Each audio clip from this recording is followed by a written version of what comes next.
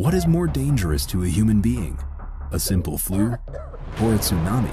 If you said tsunami, these people would disagree. Meet the Sentinelese Tribe, the most isolated tribe in the world. They live in North Sentinel Island in the Indian Ocean. More attentive viewers may have noticed the mysterious object under the blue water. It is the cargo ship Primrose, which ran from Bangladesh to Australia and was caught by a typhoon in 1981. Several days later, an urgent radio message was received. It stated that the crew was attacked by some wild men with bows and spears. Luckily, the crew members escaped via helicopter. The tribe that they encountered was the Sentinelese, who are assumed to be direct descendants of the first humans who emerged from Africa. The tribe violently reject any contact with the outside world and is believed to be untouched by modern civilization for almost 60,000 years. However, we know a couple of facts thanks to the Indian anthropologist Triloknath Pandit. In this picture, taken in 1991, we can see Mr. Pandit presenting gifts of coconuts to the Sentinelese people.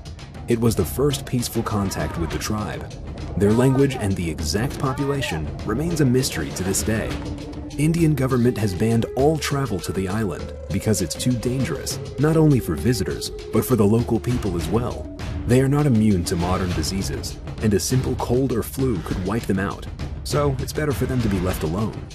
The first contact with the Sentinelese was made in 1880 when British explorers captured an old Sentinelese couple and some children. But unfortunately, the couple got sick and died. The kids were returned to the island immediately. Who knows? This may be the reason behind the aggression that they show nowadays. In 2004, the Indian Ocean tsunami took the lives of almost 2,000 people in the archipelago. The North Sentinel Island was also affected. The terrain changed drastically as the whole island rose higher from the ocean. It was feared that the tribe did not survive the natural disaster, and the Indian Navy sent a helicopter to check on them. However, the Navy was greeted in an unusual manner, with bows and arrows, proving that they did survive after all. What if we told you another survival story?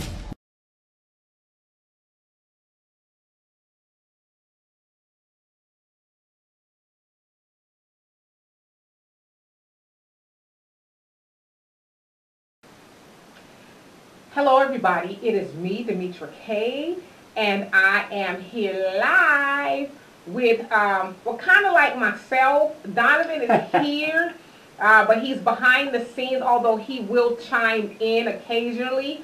And so I want to say hello to those on Facebook, also those on YouTube. We got several cameras here.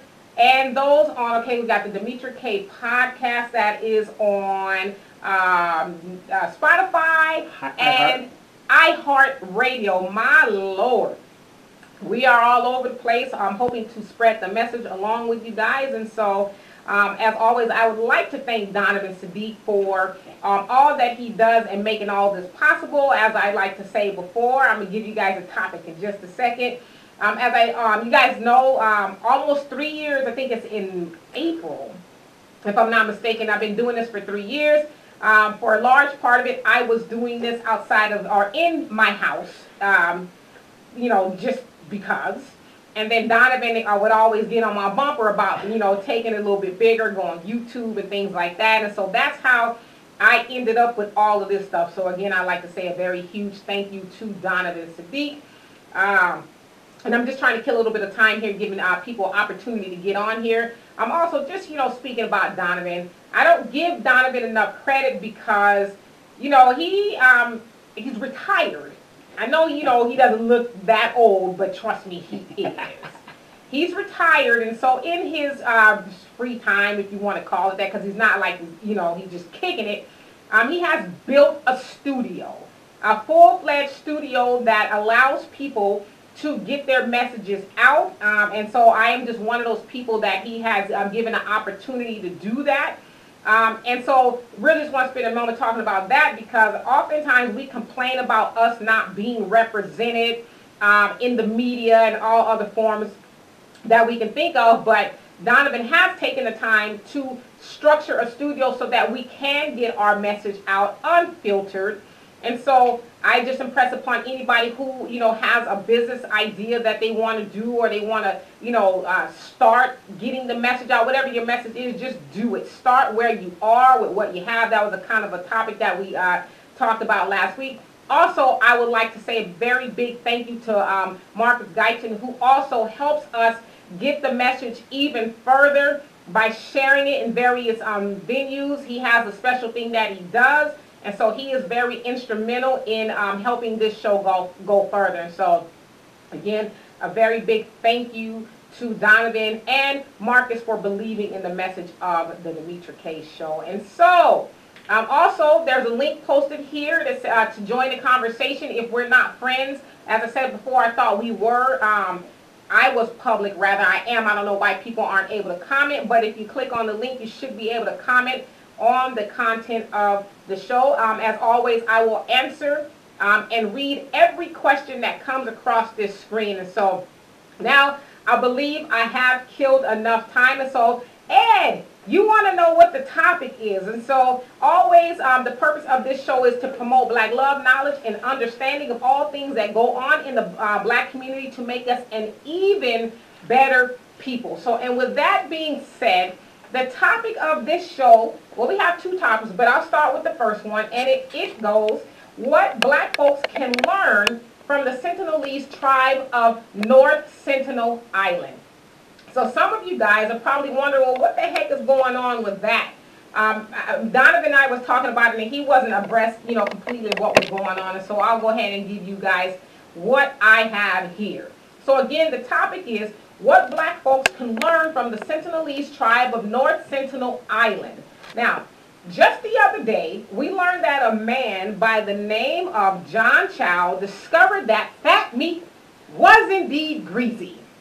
Okay? Mr. Chau was a Christian, and I reiterate was, okay? He was a Christian missionary that tried to force Christianity on the indigenous isolated tribe of North Sentinel Island. He hired a boat to take him to the island, even though it was against the law. Against the law, I guess India, which is the island is outside of, made it a law that you don't take yourself over there for no reason at all, okay? And so, in fact, Chau bragged about, quote unquote, God himself shielding us from the Coast Guard and Navy patrols. Now, once he had landed on the island, the men from the boat said they saw natives shoot Chau with bows and arrows, drag him across the island, and bury him. Now, they took him out for a lack of better words, right? Now, it was not a secret that the Sentinelese tribe were not accepting of outsiders. Many have tried, but only a few were successful. The last real successful contact with them was in 1991, where some people from India chartered a big vessel to go to the island, and they gave the Sentinelese tribe coconuts, and the tribe came out and got the coconuts, but after that they were like, okay, now y'all need to leave before we start, shooting off some bows and arrows around here. And so 1991 was the last real physical kind of like contact that anyone outside of the tribe has had with them. Okay, now the last people who tried to contact the Sentinelese tribe in 2006 were killed, okay? It was a fisherman boat that some accidentally, somehow their boat broke down or something, and they forgot to anchor their ship. And so when they woke up in the morning, they had kind of like docked on the island, and people were trying to warn them, hey, get away, you're in danger. But for whatever reason, they didn't heed the warning, and the rest was history. Those people were killed. Okay. And then so Chau had previously tried to contact them by offering them gifts, but he was driven away with bows and arrows that actually pierced his Bible that he was holding at the time. Now, he was hell-bent on getting on the island because he said, I think it's worth it to declare Jesus to these people. And that was a quote of his. Like, he was hell-bent on getting over there. In a letter, he also asked God if North Sentinel Island was, quote, Satan's last stronghold. In addition, Chau wanted to know what made the tribe so defensive and hostile. And these were his words. Now, maybe he got his answer right before they made a real believer out of him. Maybe. Now, here's a little information about the tribe. They have been around for about 50 to 60,000 years. Not 50 to 60 years, but 50 to 60,000 years. The island is located right outside of India, right around Bangladesh, that area, from what I saw on the map. Now, anthropologists believe that the tribe's ancestors migrated from Africa more than 1,000 years ago. So, if you guys have seen the pictures of the people of the Sentinel Island, they are very dark complected and they appear to be African, the hair and everything. So it's not a secret that these people are black, for lack of better words. All right. Now, it is estimated that the tribe's population ranges from about 50 to 100 people, though no one really knows how many people actually occupy the island because nobody has really been able to get on there. And it's very big and dense with forest and trees, and so nobody really can tell what's going on in there. Now, their immune system is very vulnerable to outsiders because of foreign germs and diseases. So they can be taken out if, let's say, a Chau or any of us were to go over there and try to contact them. We could literally, by a sneeze or whatever, to wipe this whole entire population out. They are also hunter-gatherers in that they go hunt their food and gather things to survive. Okay, let's see. So the Sentinelese tribe is very isolated and self-sufficient, as I just said. Now, number one, they depend on no one but themselves for survival, so they don't get governmental help. They don't have these missionaries who are trying. Nobody's helping these people. They are doing this all on their own. Okay, number two, they have the art of practicing group economics down to a science. Three, also they have taken the by any means necessary approach to protect their land, resources, and their people. Four, they totally believe in separation or death. Whose death? Well, as we see, anybody who was willing to try to go over there, in the case of Mr. Chau, to convert them to Christianity, or anybody else who was just curious, because a lot of people, what do you call them, geographers and all these other people tried to go over there to figure out, hey, what's going on with these people? But they're like, we don't want you in our business. Like, mind your business or we'll kill you. So they, believe in separation of death. We want to separate from you, and if you try to come and integrate and get into our mix, we will kill you, okay? Not my words, it's just the way it is, right? And for roughly 60,000 years, their system has worked for them. They have been around for 60,000 years. They seem to be pretty healthy. They're doing their own thing. They're surviving. So what can we as black people in America learn from the Sentinelese tribe of North Sentinel Island? And so that is my question for you guys. I hope that I gave you guys quite a bit of information about the Sentinelese tribe up until a couple of days ago. Most people didn't even know that that island existed up until this missionary Chau, or Chau, however you say his name, went over there. And just kind of thinking about this man, and I'll get to you guys' comments in just a second. He sounded like he was this adventurous freak, kind of daredevil type of dude.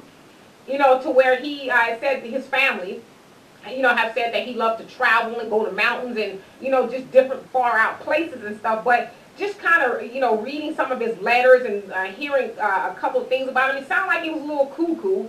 As some people would say, like a Jesus freak, a Jesus fanatic, in that he was going to ramrod the name of Jesus down these people's throats. And the other part about it is, nobody even knows what language this tribe speaks. They know nothing about them. No one's ever heard the dialect that they speak. So nobody knows what it is that they do. But yet, he's going to go over there, and he tried to take them scissors, a soccer ball, and some other stuff. Why these things, I don't know. But they weren't, like, too impressed by it, obviously. So I'll get to you guys' comments. All right, let's see. Ed says, what's up, Donovan? And then Nancy, she put up a link. And Ed said, it's greater. So Nancy, the lights are working. Oh, yeah, this is a different Nancy. And Ed says, it's greater without technology, peace. And then Billy says, I think we should do that here when people start forcing their religion on you. Kill them. Whoa. I don't know about killing them, but maybe just shunning them. And then Charles just said, well, he got what his good gospel carrying ass hand called for. Why could they not have recorded the fabulous footage on how to deal with any more Bibles and ensuing colonialism? Well, and that's kind of been the other part of the debate. Like, yo, you know, stop trying to force your ways on people, because obviously we know what happened to black people in America, and that we were indoctrinated with, let's call it what it is, the white man's religion. And even in 2018, almost 500 years later since we've been brought over here to America, we have not been able to cleanse ourselves of what we've been taught. And so here this man is, John, who is no longer with us, thinks that he's going to go over there, and just because he says the name Jesus, these people are going to start doing the Holy Ghost dance, and all of a sudden they're converted and, I guess, whitewashed, for a lack of better words. And yes, Marcus, I see that Nancy is helping us, and I'm so glad to know that is your sister. So thank you so much, Nancy, for you too also spreading the message.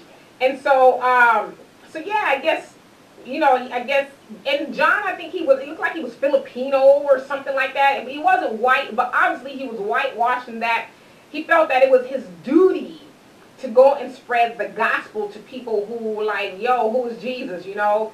And so I'll get to the rest of you guys' comments. And Tay, what's happening, says the audacity to go and force religion upon those people. They are existing in absolute peace and just wanted to be left alone. He died a selfish individual. Yes, he did. And he also said he was cognizant of the fact that, yeah, I might die, but it would be worth it. And so if I do die, don't be mad at the people. And I'm assuming the people who took him there, the men on the boat who were arrested for taking him over there. And I guess they were arrested because it sounds like they were native to the area, not the Sentinelese Island, but they knew the deal. And so did this John guy, because he was saying that, you know, we were doing it in the darkness of night, the Milky Way, and God are shielding us from getting caught. So they all knew that it was wrong. But yeah, I mean, so these people are now in jail for, I guess, helping this man get murdered. Not that it's funny, but the government over there also said, listen, to his family, we are probably not going to be able to get his body because we don't go over there. These people are like vicious, not vicious in a bad way, but vicious in protecting their island. And that's another thing I wanted to spell too. A lot of people are saying, a few Christian groups are mad, saying that they need to be arrested and they need to, you know, be held accountable for what they did to this guy. But it's like, stay away from over there and stop trying to call those people hostile for doing what they do naturally to them. We are the intruders, not we, but people who are trying to go over there are the intruders. And so now we want to label them as hostile because they prove to you that we are about that life. So, I mean, he probably will never be recovered, and oh well, you know. And so Donovan says, such a smart people to kill an outsider just like a cancer in the body. And yes, that's what they would have been. That's, I mean, that's what John, this guy, and anybody else who tried to get over there would have been a cancer. Like, we don't give a damn about if we're going to infect you or make you sick or potentially kill off your whole population.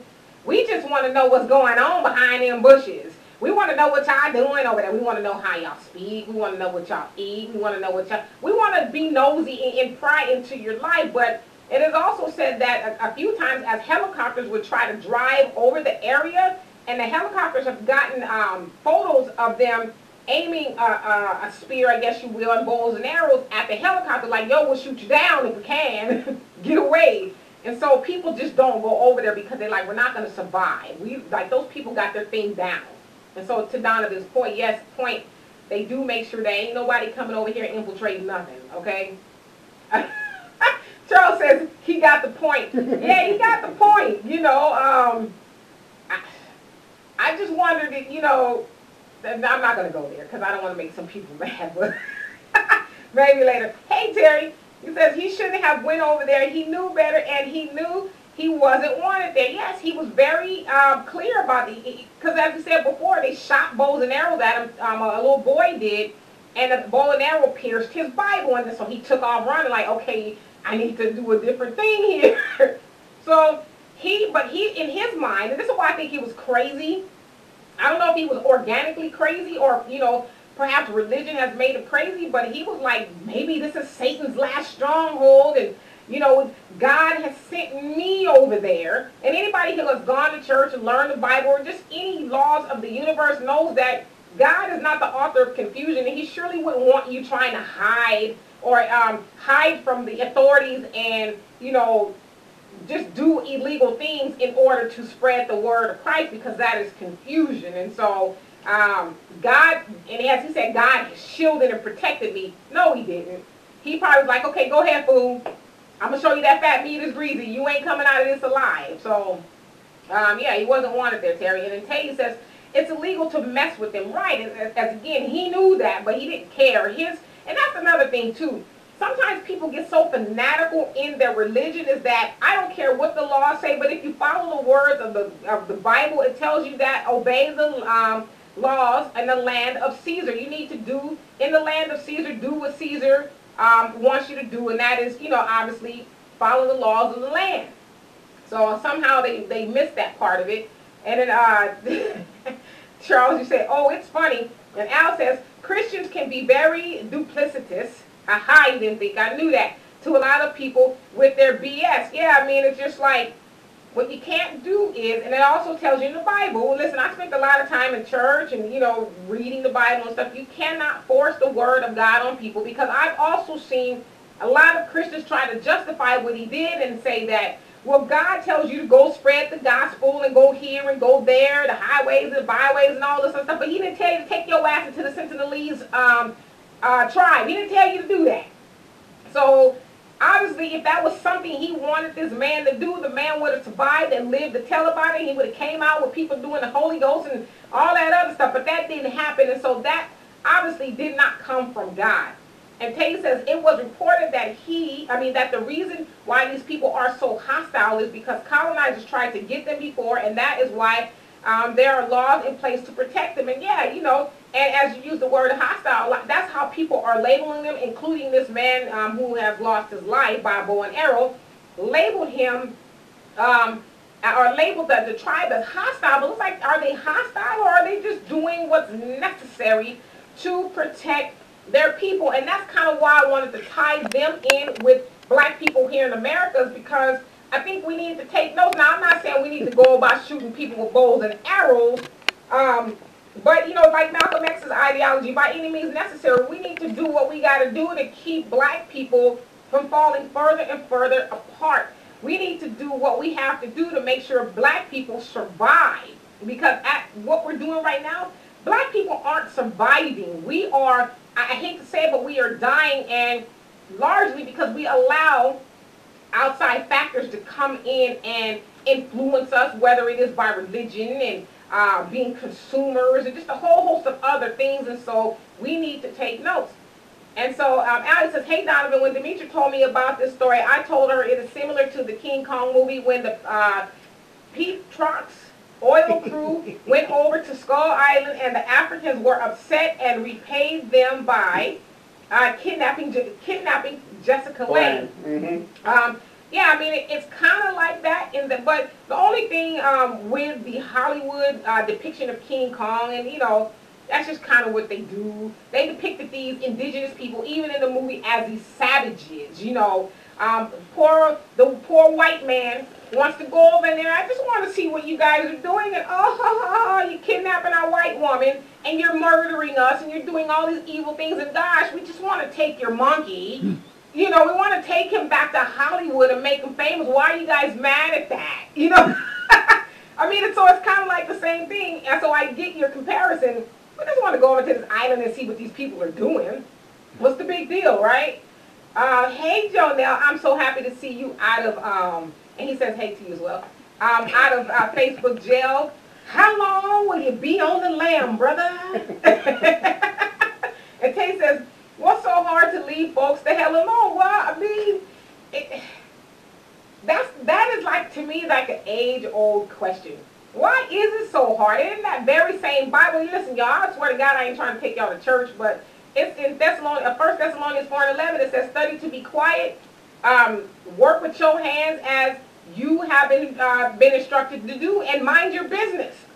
And so it's like, if you're this big time highfalutin Christian, why aren't you at the very least reading and adhering to that scripture where it tells you to mind your business? Like, leave those people alone, you know? And then my question, if I was him, I would be like, okay, so where did the people that have died before I got here go? Did they go to hell? You know, did they really need me to go over there and rescue them for whatever, in my mind, I've fashioned? I mean, I'm just asking some questions. Hey, Amanda. And Terry says, they weren't hostile. Try to go to the Appalachian Mountains and see how welcome you are there. In many places, if you're an outsider, you ain't welcome. Absolutely. And they also say that this particular island is one of a very few completely isolated tribes of people where they are completely untouched. I know that we are used to seeing on National Geographic and all these other shows where, you know, the white man or whoever is going in. Jacques Cousteau. Remember you used to watch Jacques Cousteau, where they used to take these voyages, you know, through, unknown territories. And so we're used to seeing them do that, and they're giving us the ins and outs of what's going on in this tribe. Okay, right now it's dinner time, and they're going to go out to kill something. And it's like, leave these people alone. And so Charles is saying, they weren't kind enough to bury him, so they can't be that much. They were kind enough to bury him, so they can't be that much savages. Well, I mean, you know, right. And so they want to label them as savages. It's like, savage too. To me, it's savage to take your ass over there somewhere where you're not wanted and potentially take out a whole tribe of people because you can make them ill. That's savage. And, you know, and of course, you know, people are trying to say, oh, they ate them. It's like, come on. Get out of Hollywood. They probably like, ew, your meat is beneath us. You know? So, and hey, Steve. What's new? Didn't we do that to the Indians? We gave them blankets with smallpox and. Right. Right. And so, and that's the same thing my daughter said. Mm-hmm. And to Tay's point, it's like, okay, these people probably somewhere, some way have heard. We ain't falling for that. We know what y'all done did to them Indians over there, the black people in Africa, and everywhere else y'all done been. Y'all done started some bullshit. So we good, you know. And Steve says, it's true they have been approached by colonizers 100 years ago and did all types of degrading things to them. That was, they weren't having that again. No, absolutely. It's like, you know, what they say, shame, fool me once, shame on you, fool me twice. Shame on me. You know, and so it didn't take them long to get it. And they got their, you know, protection down pat. Like, Trump probably needs to tap into them. I mean, if he's interested in buying or building a wall, he might need to see how they get down, you know, because you ain't penetrating their wall, not and living about it, you know, not to like tie the, you know, immigration situation to this one, but I was just trying to be funny. And Tay says we can learn a lot from the Sentinelese people. Hopefully, black folks are paying attention to how they are living their lives and apply it here in the U.S. Yes, I mean it's like they have, as I think it was Terry or somebody said, they have no technology, they have no TV. I'm sure they don't have cell phones. They have figured it out. So it's like, how hard can it really be? Just keep out the outsiders, the oppressors, the white supremacists, the intruders, whoever. Organize what you have, your resources. In their cases, they say they eat fish and the fruit and stuff off the land and the, you know, whatever else is running around, so they survive. And so they have gotten the group economics thing down to a science, and that, hey, we're not reliant on everybody else. We don't need the government to do stuff for us. But matter of fact, we don't even vote. This dude has been the king or whatever they do for 20 years, and we don't keep it that way. We don't get into politics. We don't need no help from nobody because we are helping ourselves. So good point, Tay. And I know what you meant, Steve. And Al says, speaking of bow and arrows, Donovan, what movie did Burt Reynolds use a bow and arrow to kill a white man? Deliverance. That was a sick movie. And Terry says, Al Jackson, I thought the same thing concerning King Kong. Many people across the globe do not worship white folks. Right, but white folks ain't got that memo yet. They haven't gotten the memo. It's like, okay, well, we just going to go on over there and intrude in people's situations, and then they just going to welcome us with open arms. You know, it's like, how sad. Your mom and dad, which I think the dude, you know, John Chau, I think his mom and dad knew he was probably a little bit cuckoo, because his mom sounds like she was cuckoo too, because she was like, well, we're going to, you know, I think he's still alive because of my prayers. It's like, lady, These people said they saw the tribe drag his dead body across the beach and bury him. So, like, are you hearing what people are telling you? And so, Jonelle says, who knows? Laughing my ass off. They did right. Nobody invited him. So it's trespassing and invasion. And if Jesus didn't go there, who do he think he is? Jesus is probably like, you know, I'm a bad mofo, but I tell you what, I ain't going over there. You know, and so you're right. It's like, who are you? Like, you should at least try to walk on water first before you went over there. Then you might have had a chance. I don't know. And Terry says, he thought he was special. I'm black and I ain't trying to go there visit there either. Neither. Yeah, like, I don't want to go visit there. And then my younger brother also made a good point. He says, it sucks now that people know about this island because now a whole bunch of other people are probably going to try to go over there. I'm going to be the one to make it. Or our group is going to be the one to go over there and see what these people are doing. And so most of us probably never heard of them, but now because this man was killed, everybody knows about it. And so you're going to have these curious people probably trying to go over there and making life hard for them. In fact, they said that the Coast Guard, and I think the Navy or whoever it is over there, they constantly monitor the borders to keep people out because they are aware that people are curious and they're going to try to get in. And so I'm sure they're probably like, we don't want to have to tell another dude's mama, you listen, his body, that's his burial place, okay? We ain't going over there. And so, let's see. And Jonelle says, but that's what whites do in the name of Jesus. Invade and pimp and take over. Maybe they got books already with white people history and knew to play no games with them. Yeah, somehow, somewhere they were like, you know what? These people are not good people. Everywhere they've gone. And listen, that's not to make the assumption. I'm glad you made that point, Jonelle, because I think a lot of people are assuming because they don't have any outside contact with the world and this, that, and the other that they're stupid. You know, like these people are stupid. We can go over there and hoodwink them. Like the dude was trying to take them some scissors and a soccer ball. Like, dude, they got bows and arrows, shooting them at helicopters. Do you think they really need your scissors? I mean, how cavalier and stupid are you? So these people aren't stupid. So who's to say what they know? And then Alex says, hey, Donovan, this also reminds me of the Jim Jones Guyana tragedy TV starring one of my favorite actors, Powers Booth. Powers Booth, yep. Well, yeah, I guess I can kind of see that, and that the people were stupid for following him. But, I mean, it seems like John was on his own with this. You know, even they said the people were like, yo, you sure you want to do this? Because there's some bad mofos up over there. But he, was taking his Bible and Jesus with him, so. Jonelle says, we can learn a lot from their unity and self-love. Yes, because that's when as I was reading, I read quite a bit about it since it happened and did a little bit more research. That's the first thing that came to mind, like, well, if they can do it, not to say if they can do it that they're stupid and all that, but if they can do it with far less resources than we have, what is our problem? You know, and I doubt they were out at Black Friday, this past week, spending all their resources, and then when it comes time to like pay the bills or do other stuff, they're not going to be sitting around talking about, okay, government, we need you to help us, right?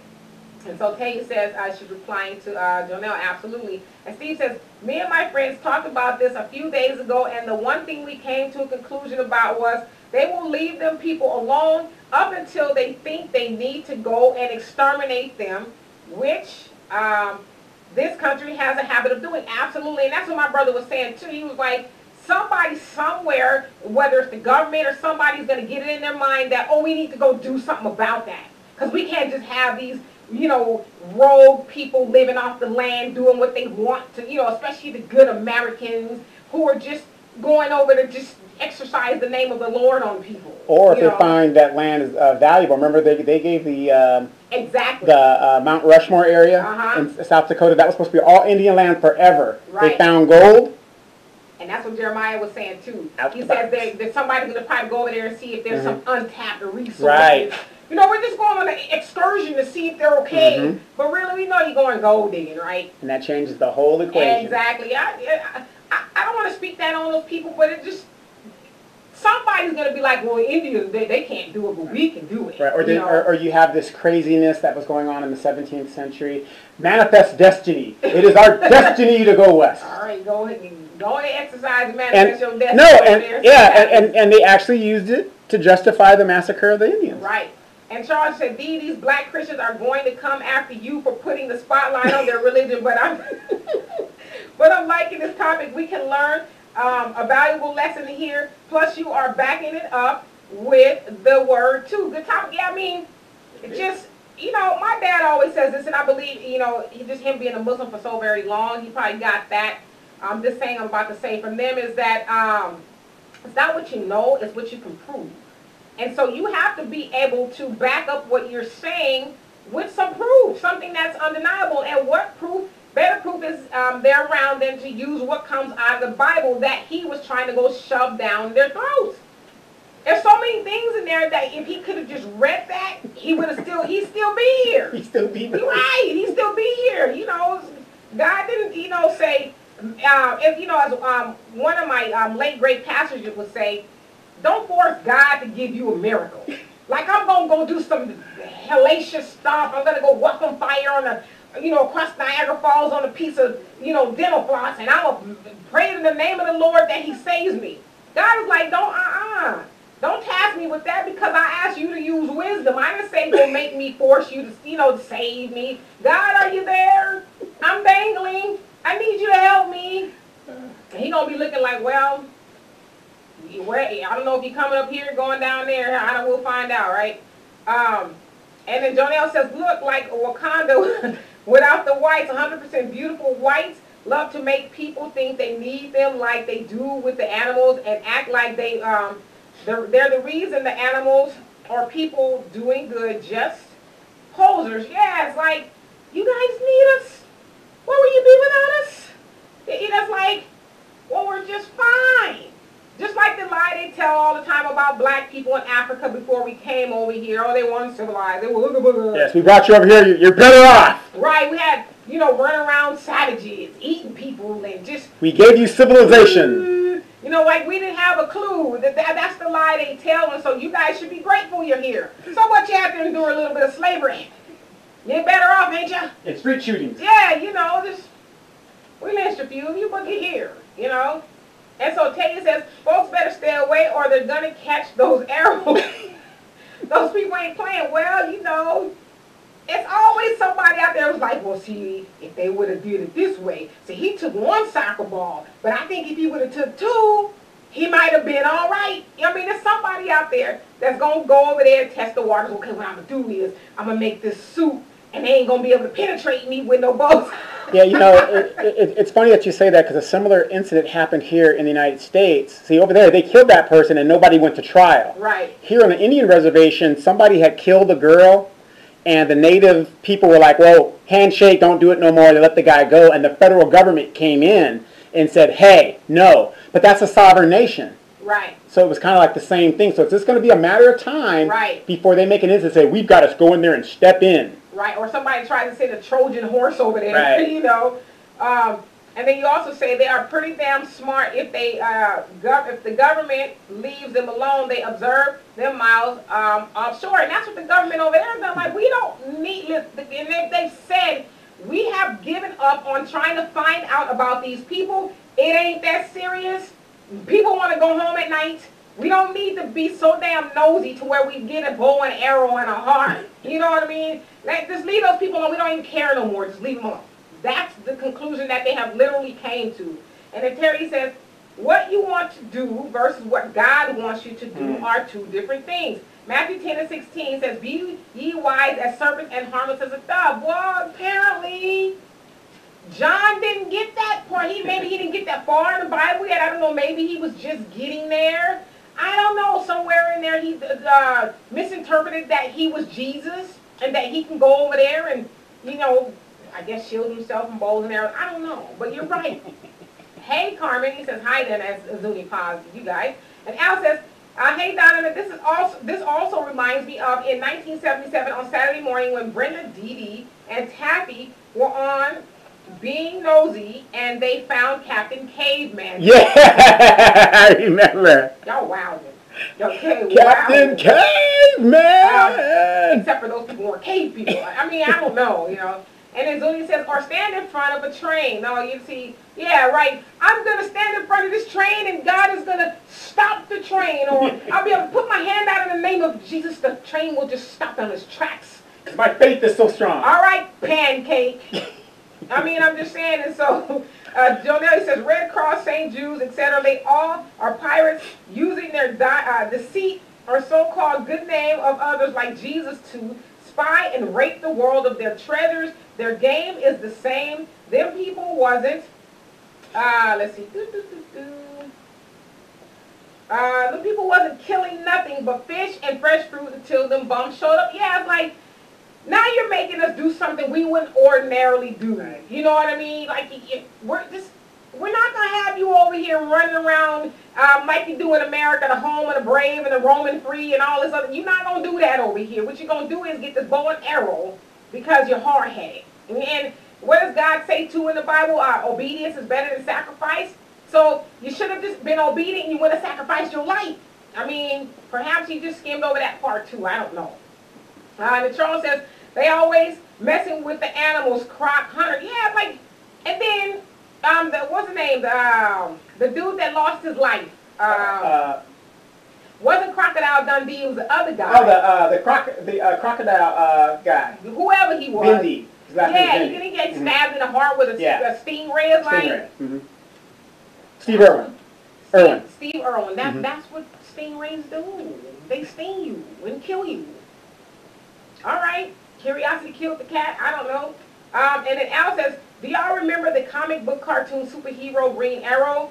I don't. Yes. Marvel. I knew that you would. Yes. Marvel. And Terry says, don't matter now. He's gator bait now. Well, heard the testimony of the people on the island. It's like, yo, we seen them bury him, you know, on the island, and so we're just telling you guys what happened to this guy. Yeah, there's no point in looking for a search party, sending a search party. Yes. Okay, there's no search and rescue. Right. We know where he is. Okay, he's not going nowhere. All right. So Stevie says, I'm pretty sure they will start sending drones over to actually see what's going on. This way, they can infiltrate them without actually infiltrating them in person. These colonizers use technology to do their dirty work nowadays. Yeah, it's so sad because most of us didn't even know who these people were. They were minding their business in, you know, obscurity, doing their thing. And now, as you said, somebody is going to figure out a way, because I'm the smartest man in the room, I'm going to figure out a way to go over there and just see what those gosh darn people are doing over there. This kind of reminds me of the Star Trek Prime Directive. You know what the Star Trek Prime Directive is? Okay, when Spock and Kirk and those guys would go to planets, they are not to interfere. Okay. But you notice Kirk always did. Kirk was John. And he kind of messes things up. Kirk needed a bow and arrow. Yeah, but you know, it's just their nature. It's like, okay, you're not supposed to interfere. They told you what the rules are, and you went over there anyway. And now it's a tragedy. Well, he had Jesus by his side. Hey, there it is. I mean, not that I'm laughing about that, you know, no offense.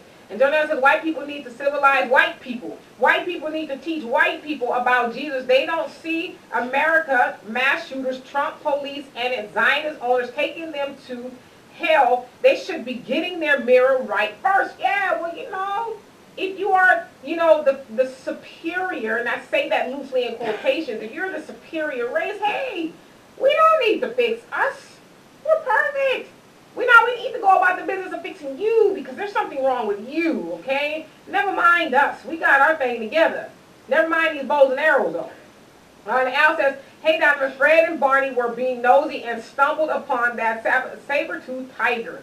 Y'all wild. And he says, all this reminds me of nosy white people in horror movies that get killed. Yeah, you know, we've been watching horror movies where people, especially white people, have been learning that fat meat is truly greasy. Like, Jason out there is not playing with you. He is going to get you. And you tripping and falling is not going to save you. I mean, it's just like how many times does this narrative have to play out before you realize there are some people who don't want your business in their business?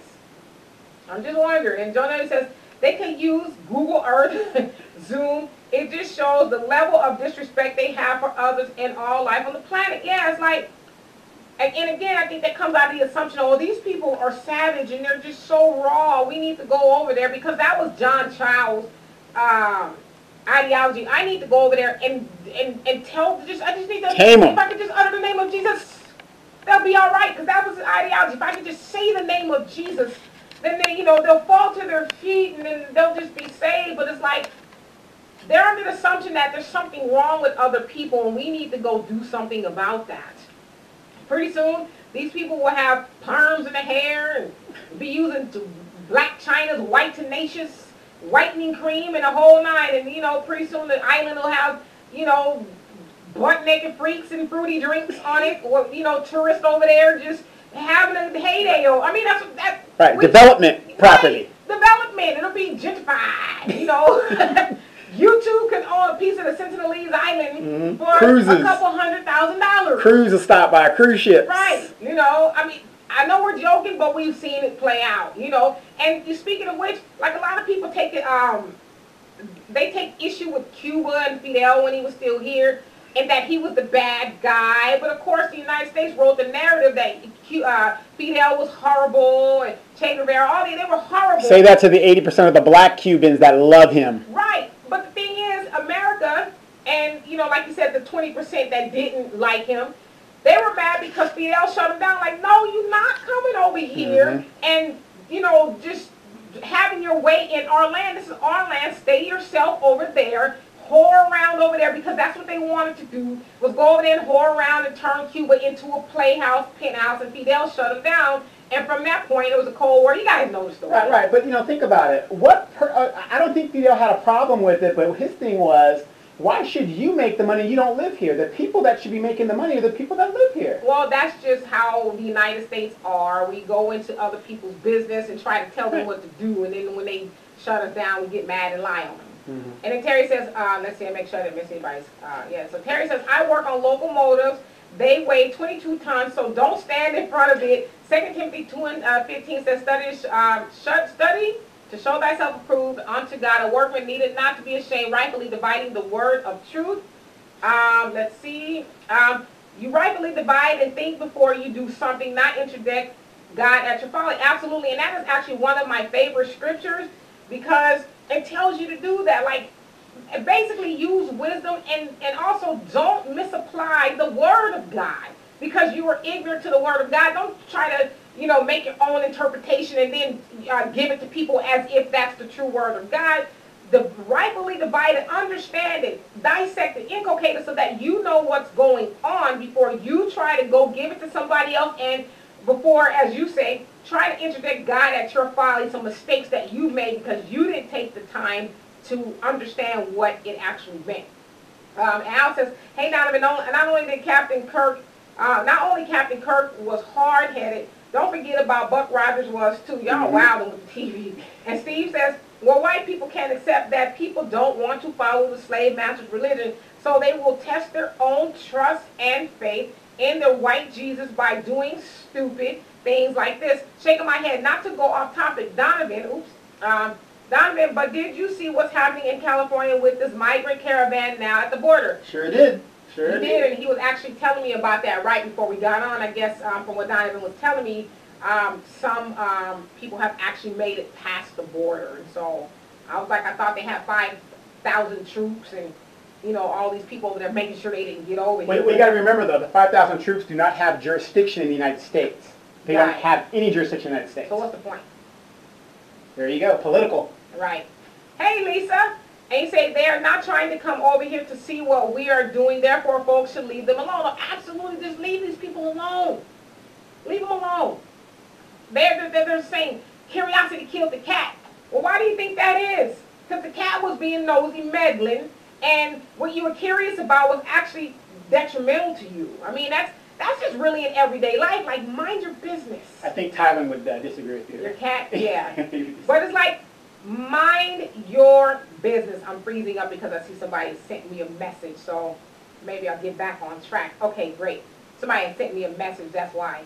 Don't send me messages while I'm on here. And Charles, you say, King James Authorized Version He said authorized in a quotation version of the Bible. How old is the English language? No letter J, nor the other 25 letters. Well, you know, people will argue with that over that. You know, and we know that King James had his issues. He changed the Bible quite a bit. Who's to say that he didn't? I see you, Brian. You sending me a message during my live feed. But who's to say that he didn't alter the Bible, which a lot of people are saying he did? You know, and so, but yeah, that.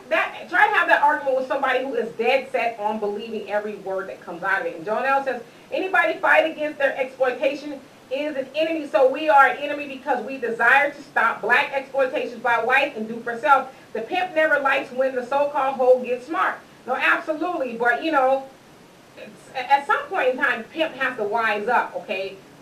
The pimp needs to understand that everybody don't want your services, okay? Everybody don't need your help. I got this. All your songs sound the same, Ike. What? Right. Ike, I'm good, Ike. You know what I mean? I don't need your services. I got the boulevard. I can man my own block. Thank you, though. You know? And Al says, what about those nosy kids in the space horror movie, Jason X? Never saw the movie. Oh, classic. Classic. Was it really? Classic. I think I only went as far as like Friday the 13th 3, maybe. It started getting real stupid. That's when Jason became a Muslim. Jason X. It was Jason X, number 2, that he became a Muslim. Terry said the show from the 60s and 70s, Davy and Goliath, although classic. There was a sign. Y'all watch too much damn TV. Although there was sign that danger, do not enter. Davy wanted to go into the cave. Oops. Now Davy wanted to go into the cave, got trapped, and wanted to ask why God let him go into the cave. There was a sign that said danger, do not enter. Now say it right. No, Terry, They're supposed to like this. No, Terry. But no, we want the sign. We want the thunder in the sky. We want God to part the sky and say, listen, don't take your ass in there. That's what we're looking for. But God was like, well, I mean, there was a sign. You just, you know, was looking for something else. And so Jonelle says they did right. They set an example. Absolutely. And Shirley, you put question marks. Cheryl, rather, put question marks.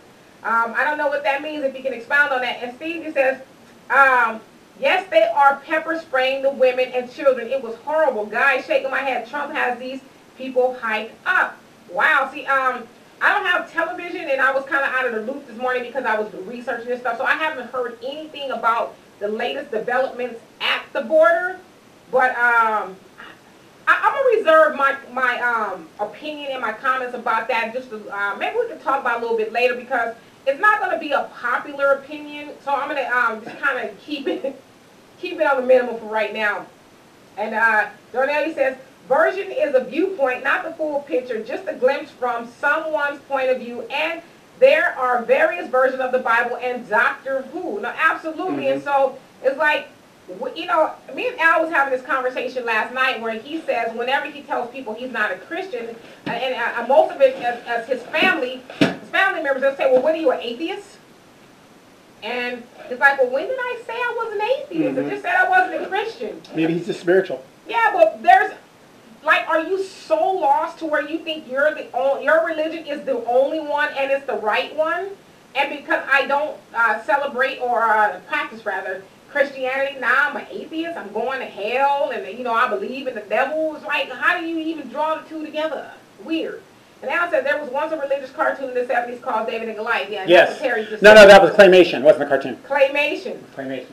All right. And Terry said black folks ain't welcome in certain parts of Mexico anymore either. And if you are supposed to be gone by 8 p.m., I'll be gone by 3 or 4 p.m. Well, I mean, it's true. And so that's why I said, Terry, I kind of wanted to just reserve my opinion about the whole Mexican border thing. Now, listen, I don't advocate violence upon anybody. I mean, I just really don't. But at the same time, I think if you know you're coming to a very adversary environment, and now this is a hostile environment, okay? We can say over here in America is a hostile environment. So as an immigrant coming from Mexico, you know that you are coming into a hostile environment. Why come over here? Now I get it. You got some issues over there. You're coming for political asylum, but I don't know. Sometimes you gotta weigh the lesser two evils, maybe.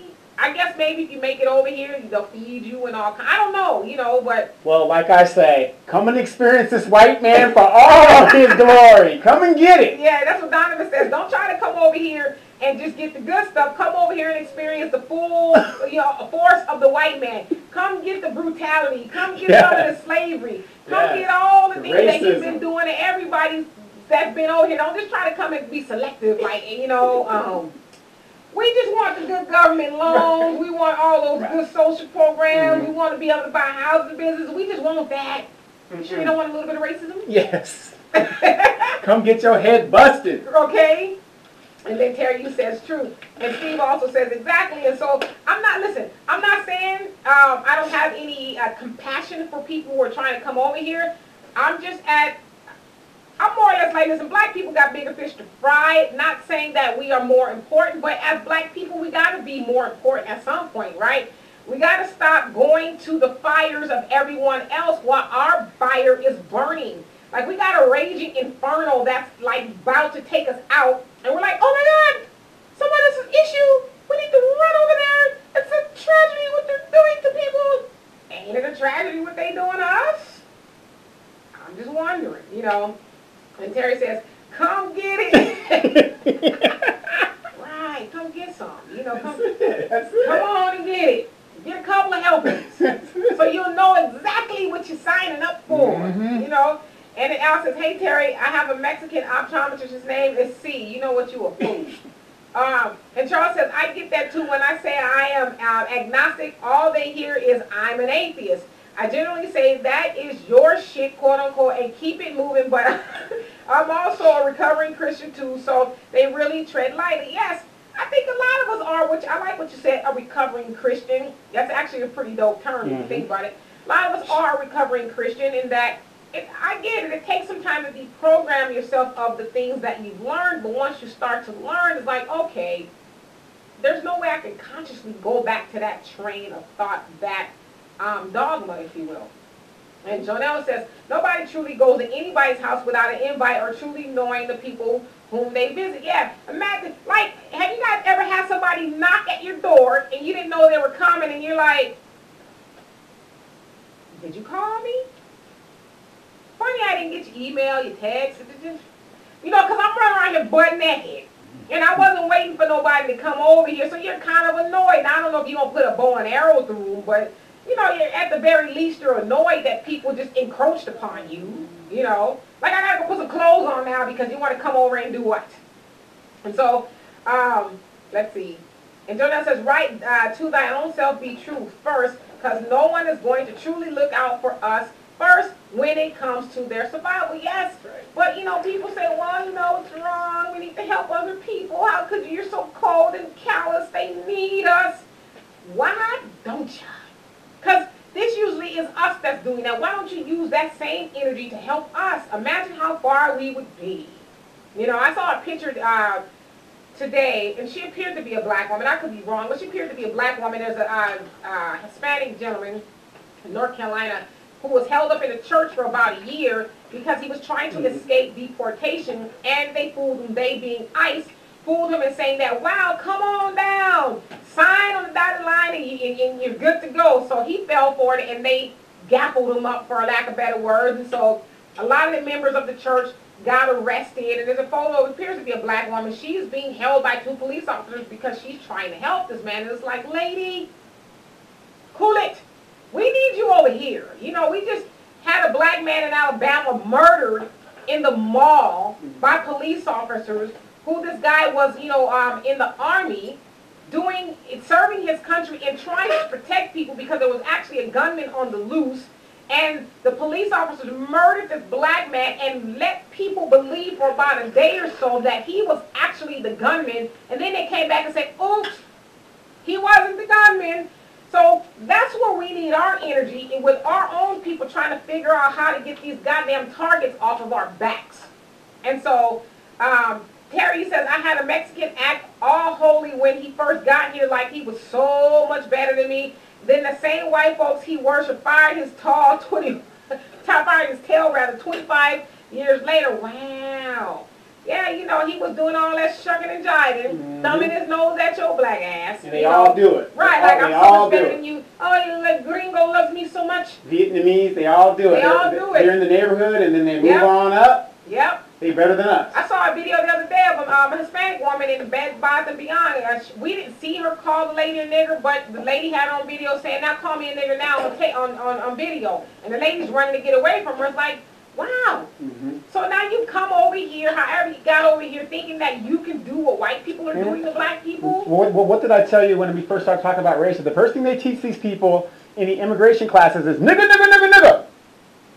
All right, you got it. I don't know about all of that, but if you can say it correctly, you pass. Wow. You're in. And Terry says, replying to Al, you're bad, Al. Yes, he is. And then Al says, Al's joking today. How come Pizza Hut doesn't drive in the hood? Because Domino's was playing. You know what? You a fool. So anyway, I don't see any more comments in regards to that topic, and so we'll continue to discuss that. But in closing that topic, I would just say, listen, we can learn a lot from the Sentinelese people in that let's protect what's ours. Let's unify. Let's use our own resources. Let's keep everybody else out of our affairs so that we can do what we need to do. I'm not saying again about bows and arrows, but Malcolm X was on to something when he said, by any means necessary, we need to protect ourselves, our women, our children, you know, the men too, because, you know, we know that men are being murdered wholesale by the police. Being raped. People, the whole nine, and our land and property. Let's do that, whatever it takes. And so, let's see. Oops, I missed a bunch of comments. So Steve says, yes, I'm so glad you're speaking on that murder. He only had a gun on him, and he was carrying the gun legally, okay? Open and carry, Alabama. He only had a gun on him, and they killed him and lied on the news about him. This shit is every day for our people, and he was serving his country. No, a country. Well, right, not his a country. We can't even carry a weapon without being killed and framed. I mean, the first thing they said was he was an active shooter, right? And again, they allowed everybody to believe for about a day or so that he was the one. And as far as I know, the real gunman is still on the loose. And they also said that it was probably the police officers who shot at least one of the little girls that were shot. And so they, you know, have just completely ruined this man, not only taking his life, they ruined his name. And think about all the countless white shooters who have just murked a lot of people, and they are sitting in jail to tell about it. You know, one of them, or they're free, or enjoyed Burger King right after. So I mean, it's like that's what we need to focus on. Yeah, a good movie to see that dynamic is Higher Learning. At the end, where Remy gets killed. Notice. The guy's the shooter. Everybody knows he's the shooter, and the cop's trying to talk to him. Right. No. You could be an engineer. You could. Right. What? That's a good movie to see. Exactly. Yeah. And Jonah says, just look at reality. Who is helping us, black people? And if it's real help, why are not a self-sufficient? I can be saying, why are we not a self-sufficient people as free slaves? Not to mention free slaves and slaves doesn't even equate. When we need to awake from pacification and illusion of inclusion, vote was BS and etc. Yeah, a lot of people say voting was a waste.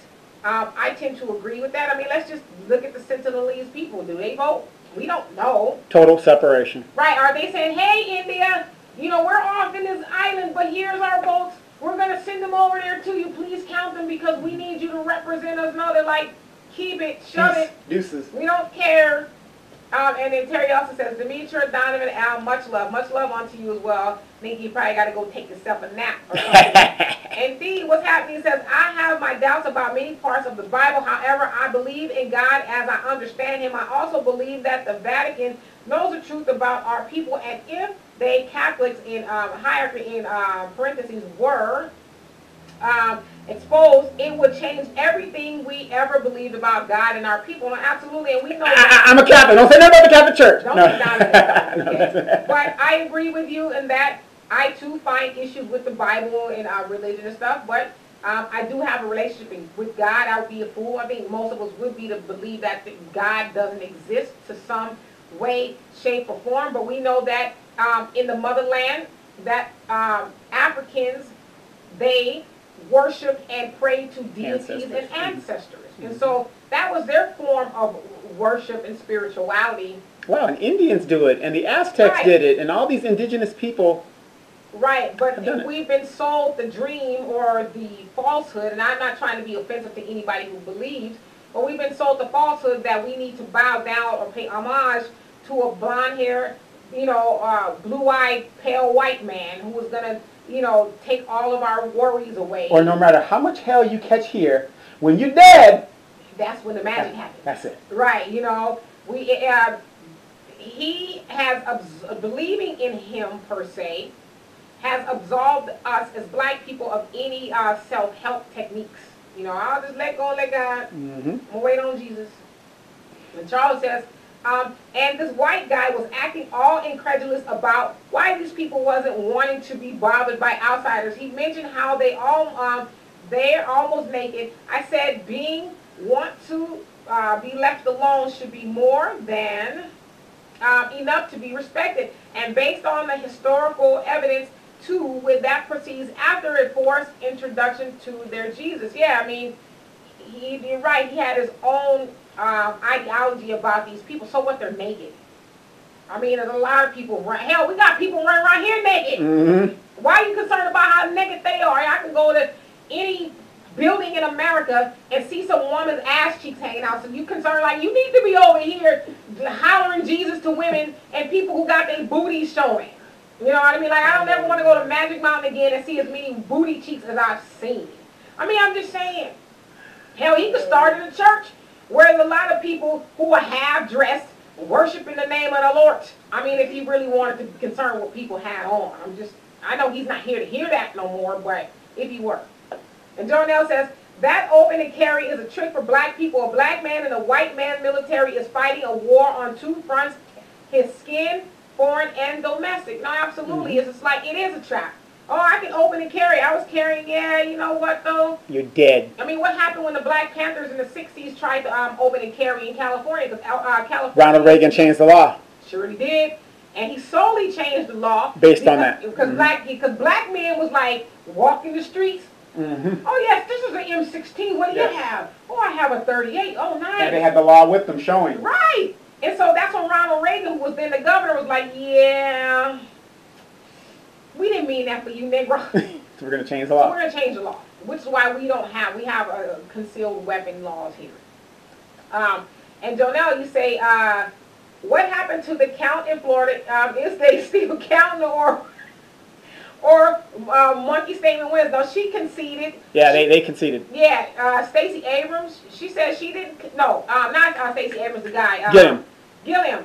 He conceded that he lost or whatever, and so did Stacey He conceded that damn night, the damn fool. Right, but then he backtracked. But in Stacey Abrams in Georgia, she said, I don't concede to the fact that he won per se. I'm just saying, okay, he won by the vote count. But we know there was some chicanery going on up in this piece. Right, so that's what happened to Haymarket. She said, that's the part that bothers me the most, that we keep looking to this blonde-haired, blue-eyed white guy, period. But with that being said, if the people that hate us the most can accept Bible's version of Jesus and they were shooting, never accept us, maybe back to Africa is the only way to do it our way. I mean, like I said to y'all last week, going back to Africa is looking better and better. I know Donovan ain't going. He's like, shit, I'm in Atlanta milking honey now. What you talking about? This good white man? Right. He can't let it go. So, Donovan, I had to figure out a way to do this show with Donovan over here. But yeah, I mean, why not just entertain it, Think about it. And Jonell says, did you see the preacher fly in on the zip line in a room full of black people? Yes, I saw it the other day, yeah. In a room full of black people. Earlier today. About Jesus' return, clearly Jesus must be black because he's late. Yeah, I saw he's on a zip line coming into the church. Crazy. And I bet the congregation was just going bananas. Oh,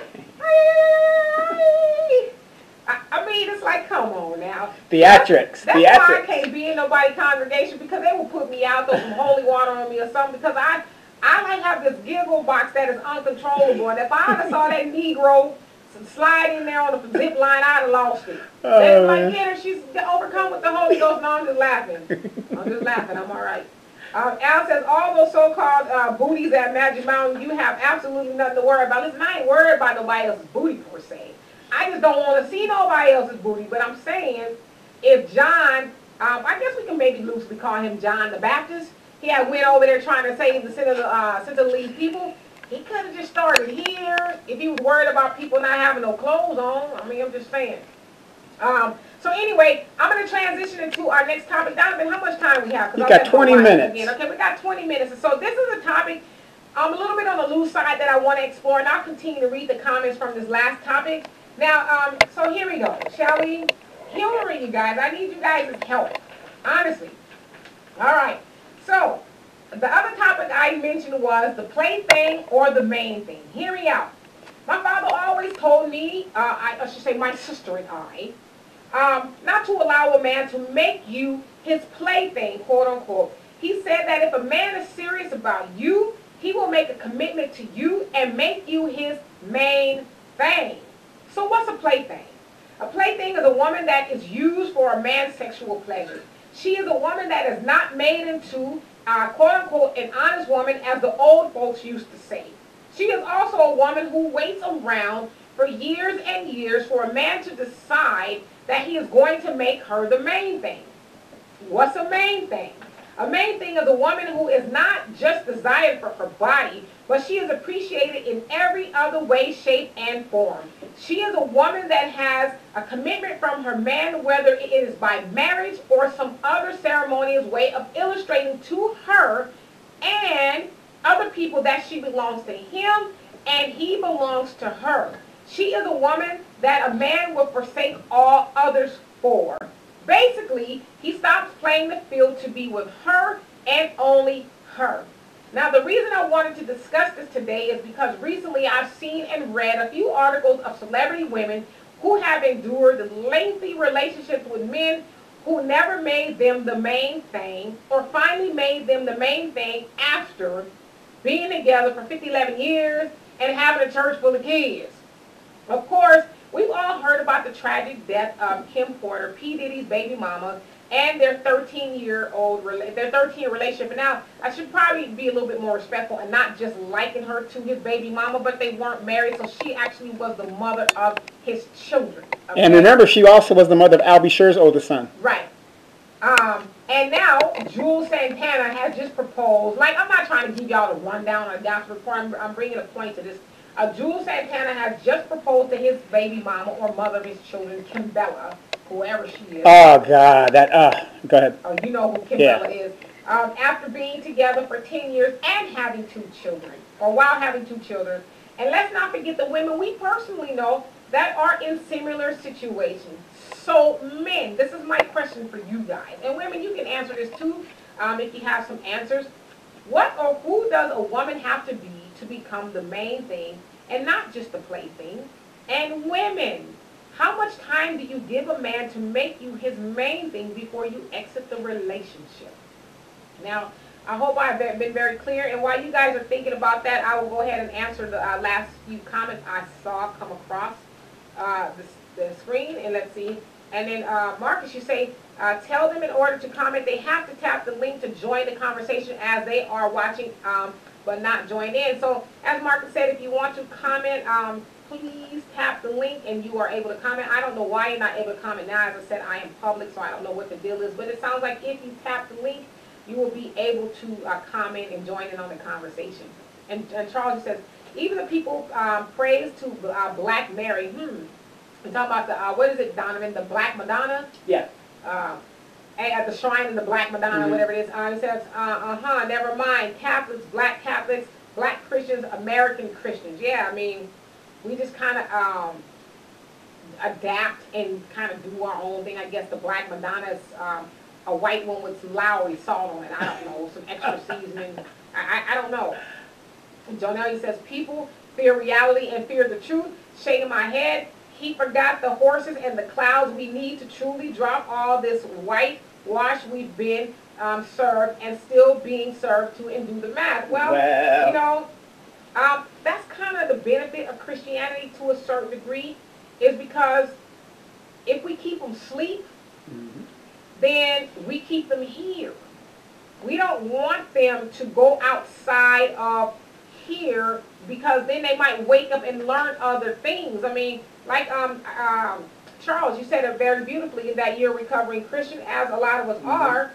But just because you're a recovering Christian don't mean that you can't explore other things. I mean, it's good to know about other things and how other people believe. But like I said, that's kind of the benefit to religion, is that we keep these people enclosed and with this ideology, and we tell them if anybody tries to teach them anything different, then they're the devil. We need to reboot them. You got to fight them. Right. I mean, you think about the relationship of Christians, black Christians, and the Nation of Islam, or I should say specifically Farrakhan. And that, I mean, I've been in church where I've heard pastors talk bad about Farrakhan. Oh, he's evil, he's this, he's that, he's not of God. I've heard that myself. And so, you know, now that I'm awake, it's like, well, Farrakhan is trying to teach black people to be self-sufficient and to do for self, but the church is not teaching that. So who is really evil?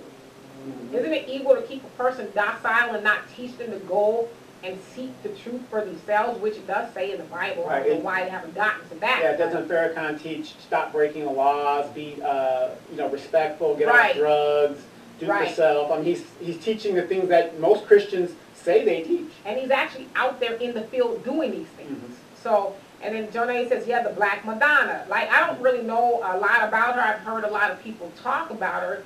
People worshiping in the shrine of the Black Madonna and that kind of stuff. Maybe I'll, do some research. Hey, Darnell, it says, I have never believed in their God even as a child.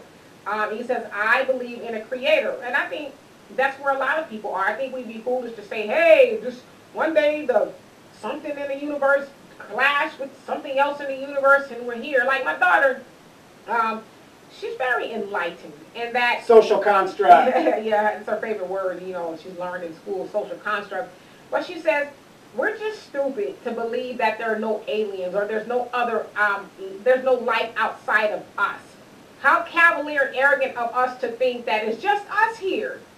We are the only species that occupy the universe, and so how do we know? How do we know? And so the point that I'm making is, something created that, and I thought it was two rocks that banged together, and all of a sudden, we're here, I'm just saying I have my doubts.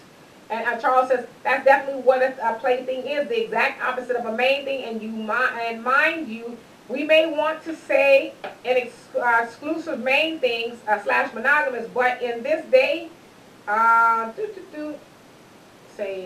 in this day, we fake love is what gets the 24/7 reality show. I'm still rooting for real love to make a comeback. Real love with flavor of love. Just put some Howard Hewitt on, you'll be all right. That show, I actually have watched that show. To me, it was hilarious. It's like, come on now. Y'all know damn well y'all ain't trying to be with no flavor of love.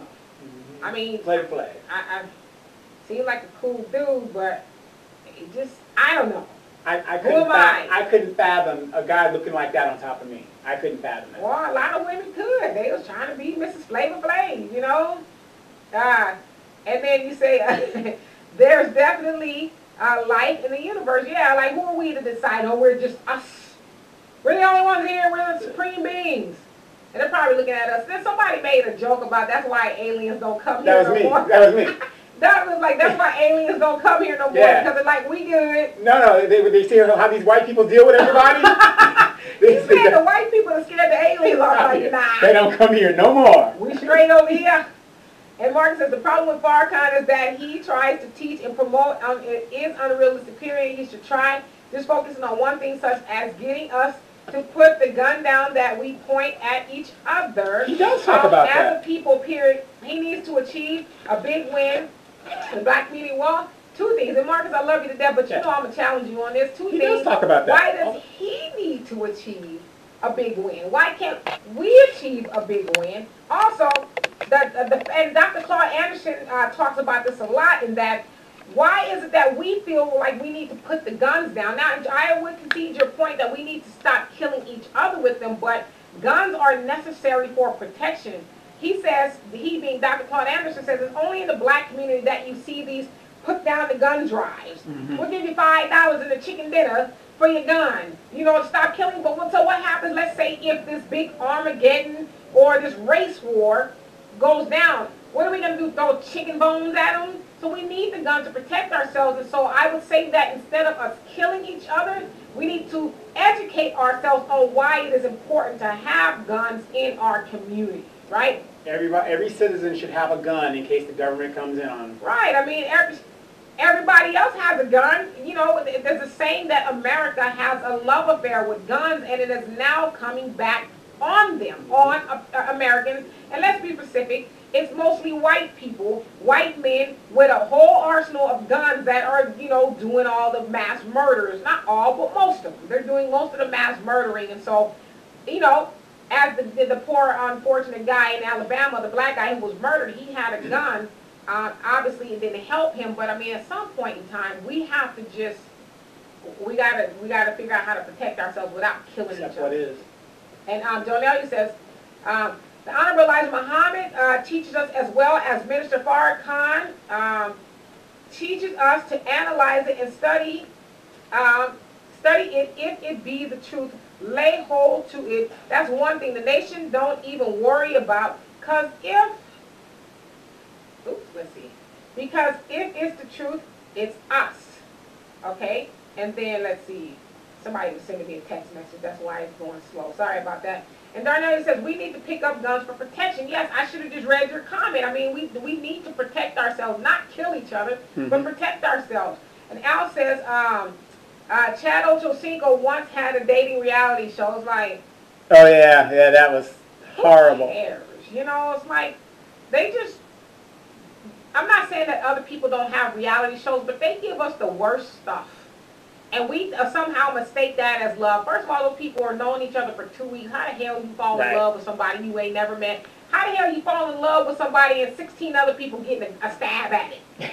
I mean, just, come on. And Marcus says, I shift the focus to him because he puts himself in the position of leadership, is failing hard to get his place in life. And if he's going to use it properly, then he needs to achieve a big win with the black community.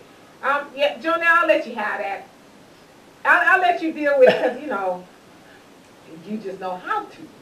And Jonelle says, Marcus, I see you always worried about what the minister is doing. One, we don't even carry guns nor believe in the gun. I suggest you watch the Honorable Elijah Muhammad via YouTube.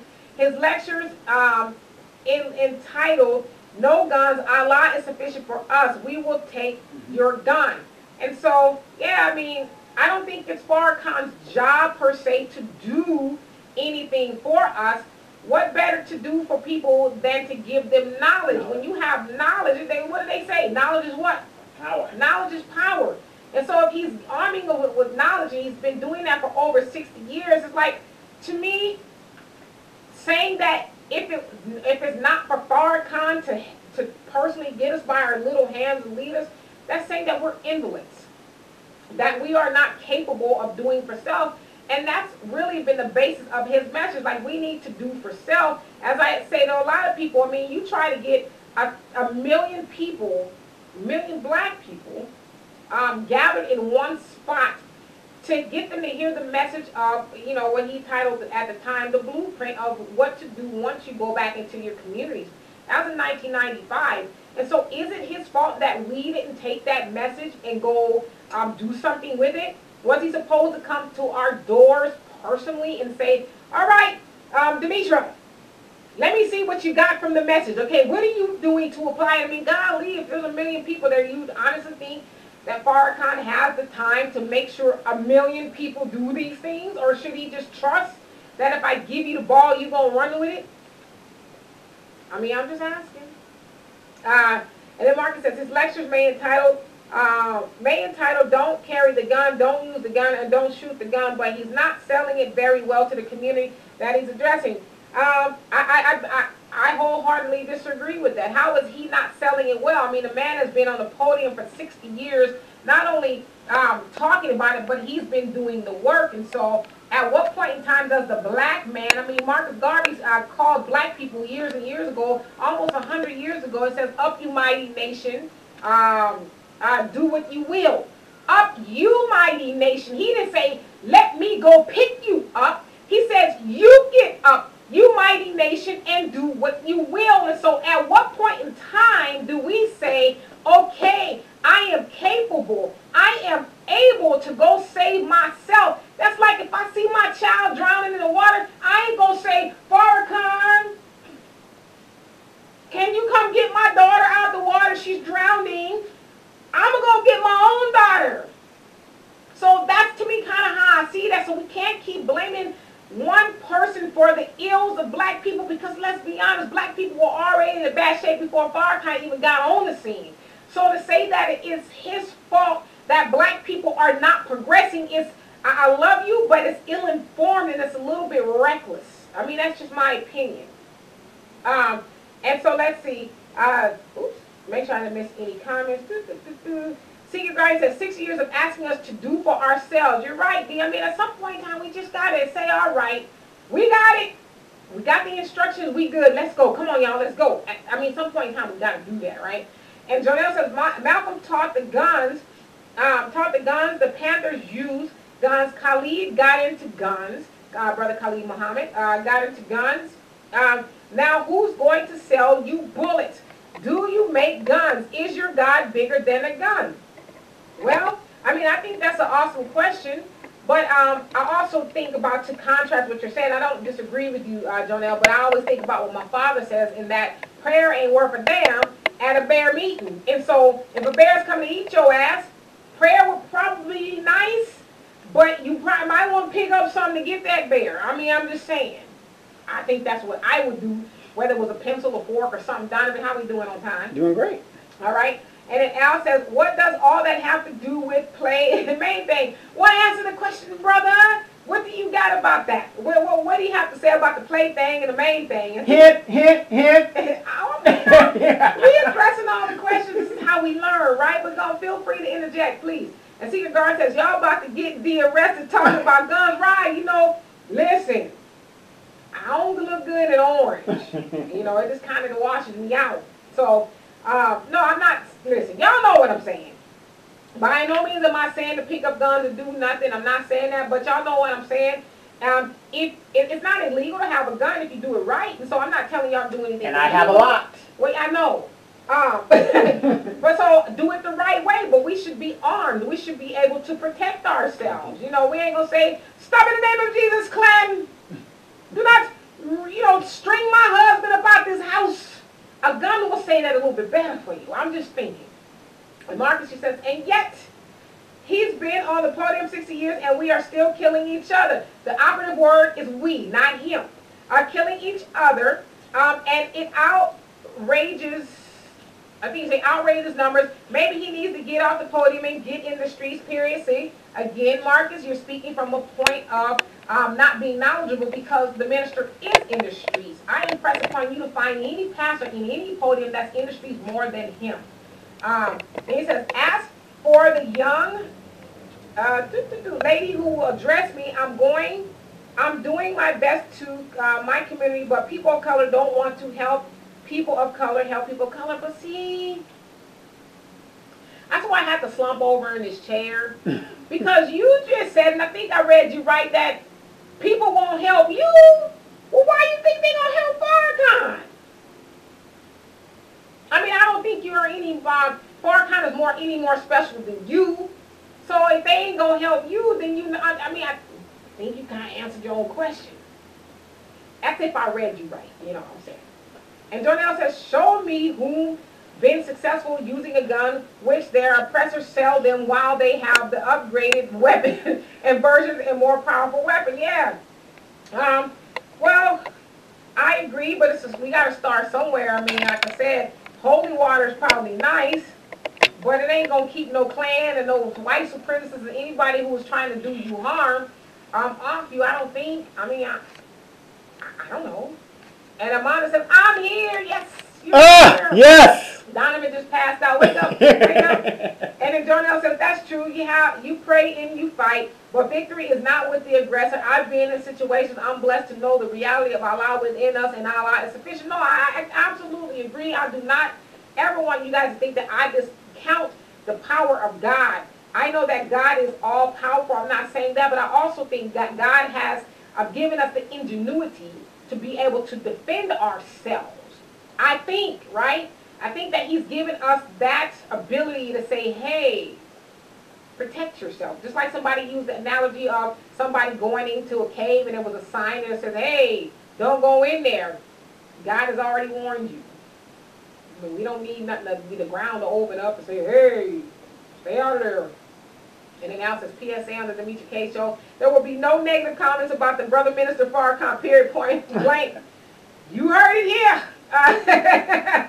Yes, we have a very, how many minutes we got?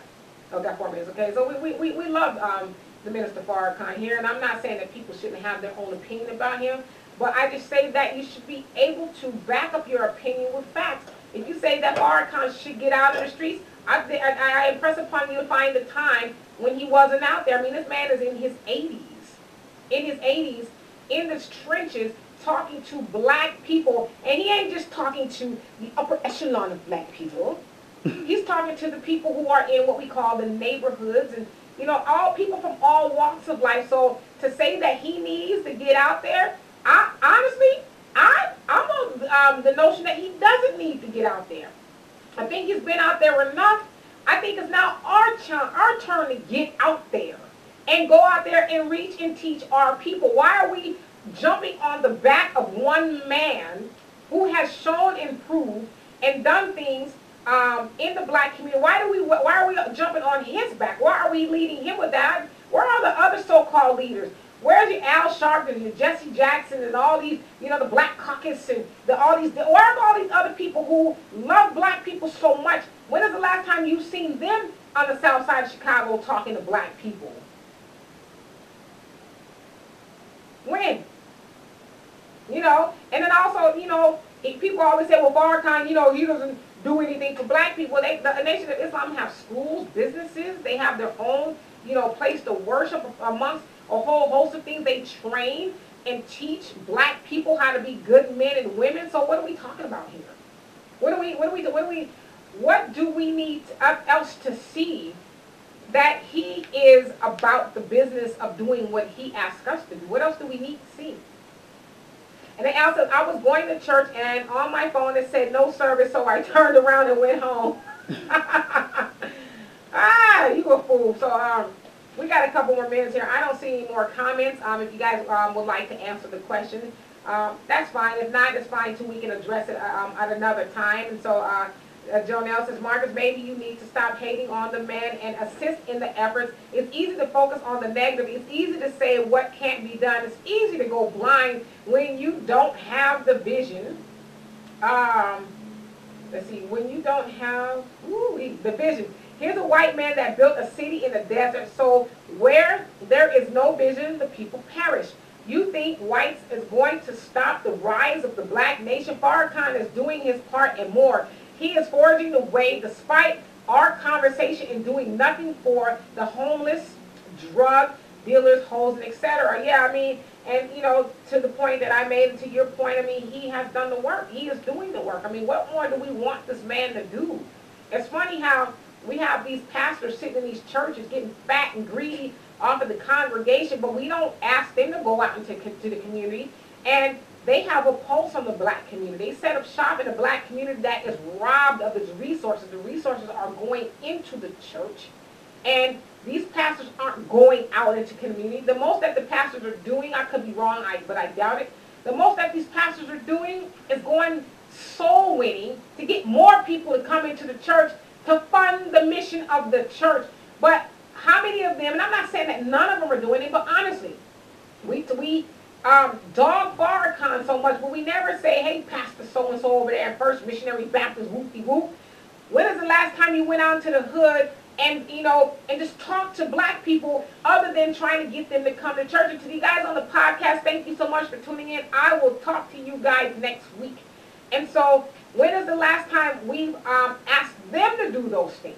How dare us ask our pastors to go out into the trenches and talk to them? They should just be able to drive by these poor, unfortunate souls in their Bentleys and Mercedes and go about their business, right? So, I mean, if we're going to ask Farrakhan to do more, we should at least ask the black pastors to do some. I mean, that's just my thing.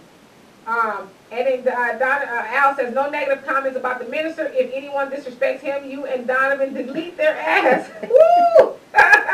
Al loves the minister if you guys have not been able to see that. I love the Pope. We'll beat you up when we get off of here. Talking about he loves the Pope. So anyway, now again, you guys, I don't see any more comments, and so I will start getting out of here. If I see your comments, I will address them as I leave. So as always, I thank you guys so much for tuning in here. Thank you to Donovan so much for making all this happen. I thank you, Marcus, for sending the message as far as it's going. Thank you to your sister as well. Without you guys, this message would not go as far. Marcus, even though we disagree about the minister, we love what you do here. And to all of you guys who have tuned in, Carl wants me to keep talking. Well, shoot me some questions. Shoot me some questions. I could be on here forever. Shoot me some questions. So I'll get to you guys' comments. And let's see. And Jonelle says, let them without ear hear. Are these pastors invested in farmland, the people, teaching people what to store in their houses, martial arts, how to survive in the dark hour, pool their resources, etc.? Yeah, I mean, are they? Because I know for a fact that I give every month to, I forget the name, but it's Muhammad's, some like blueprint and stuff, buy farmland and all that stuff so we can start cultivating the land and doing our own thing. So I give to that and various other things, causes. So, yeah, I mean, are any of those people doing that? Like I said, I tell you guys this all the time. I live right around the corner from a church that you guys have seen on a television show. And this guy, he's been building a parking lot how many years now? 30 years. 30 years he's been building a parking lot. But I tell you what, the parking lot is big enough to put his Bentley, his Ferrari, his Mercedes, his BMWs, his classic cars. This man has all of these things. And this church is like a hole in the wall, in the hood. So, is he doing those things? I don't know if he is, but I've seen him, soaking up the glory on the pastors of L.A., but, and then he's gone. I saw an episode where he did go into his old neighborhood in his shiny car. Yeah. I don't know. Stunting. But when you come from the streets and you were a street hustler, all he did was change uniforms. Yeah. That's right. Yeah. And then Jonelle says, let them with ear hear. And so what Jonelle is saying, if you can hear all the things that he just laid out, don't just listen, but actually, I guess you say don't just hear, but listen. Listen to what was being said. Don't listen to be defensive. Listen to say, okay, well, gosh, I guess it is true. So I got to stop, falsely accusing Barr kind of things that he's not guilty of, right? And Al says, if God is so merciful, he wouldn't have our brothers and sisters disrespecting minister, delete their ass. No, Al, I don't believe in doing that because I feel like we need to have a discussion. Yeah, it's a discussion. We are iron sharpens iron. That's biblical. Iron sharpens iron, and we are learning from each other. We are learning what's, I don't want to say right and what's wrong, but we're getting knowledge and information. And as Jonelle says, let them with ear hear, so that we can learn more than we did before we got here, right? And so there's no such, if somebody's being ignorant and just awful, then yeah, we'll do that. But, we never want to get rid of people because we have a difference of opinion. That's what the colonizer, that's what white supremacy does to people.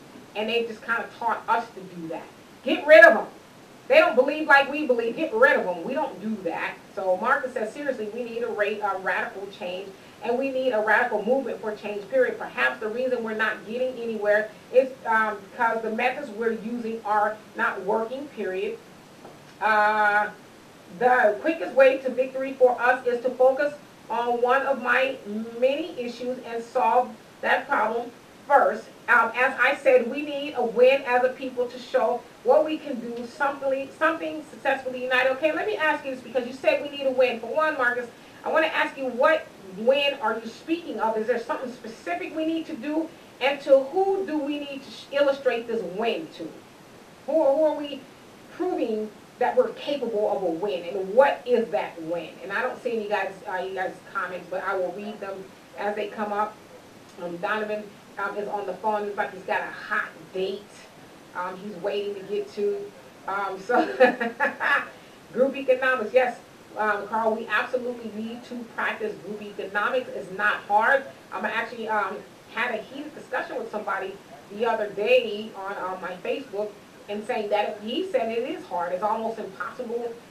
It's not enough of us because I was promoting a cleaning company, I guess it was. They sell detergent and stuff. It's called Chau. It's a black-owned company where they sell soaps and things like that. My sister was wanting to go Black Friday shopping, but she was looking for a deal on soaps and stuff. And so I pointed her to that Facebook page, and she said that she was going to order from there. And so this particular guy got into a discussion with me about us not having certain things, and I tagged him on the post, and he went in on the fact that it's impossible. And this is a black guy. That we would never achieve those things, and there's not enough of us. Very negative, if you ask me. And so I agree with you, Carl, that group economics is the key. We can do it. And Jonelle says, is these pastors sitting with world leaders opening doors for us in the future that will aid in our rise and enter into international trade? Right, Marcus has a right to his view, and we don't shy away from. We don't shy away from dialect. I'm sure his desire is sincere. Absolutely. I'm 100% with you on that, Jonah. I don't think he's trying to be condescending and mean.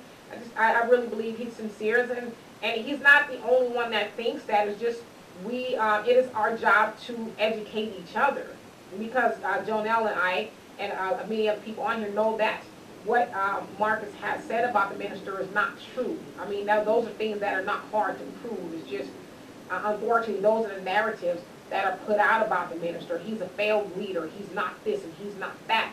We got to be careful of following the narrative of people who do not have our best interest at heart. And I always tell people to consider the source. And Al says, a rule of the show, don't talk negatively about the minister and Belle. Belle is Donovan's dog, or Misty or Tyler. And then Marcus says, we need to put an end to an unarmed gun violence as a people. We need to put it into black-on-black gun violence as a people. We need to put it into drugs being sold within the communities at such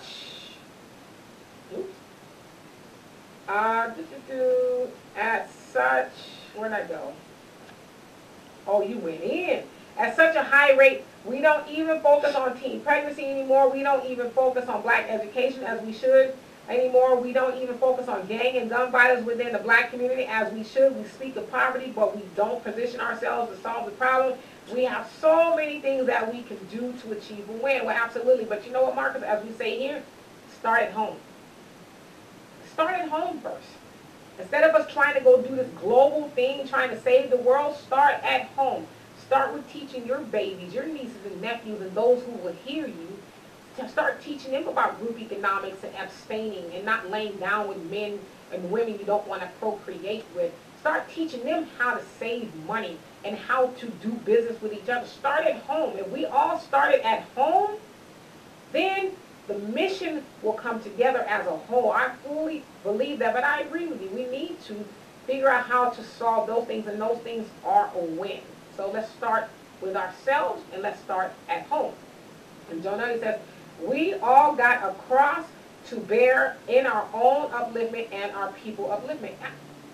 I mean, I could have just read that comment. You're absolutely right. And Marcus says, and I personally don't have a problem with the minister, but I feel the same way about the minister as I feel about Obama. All respect to your personal accomplishments, period.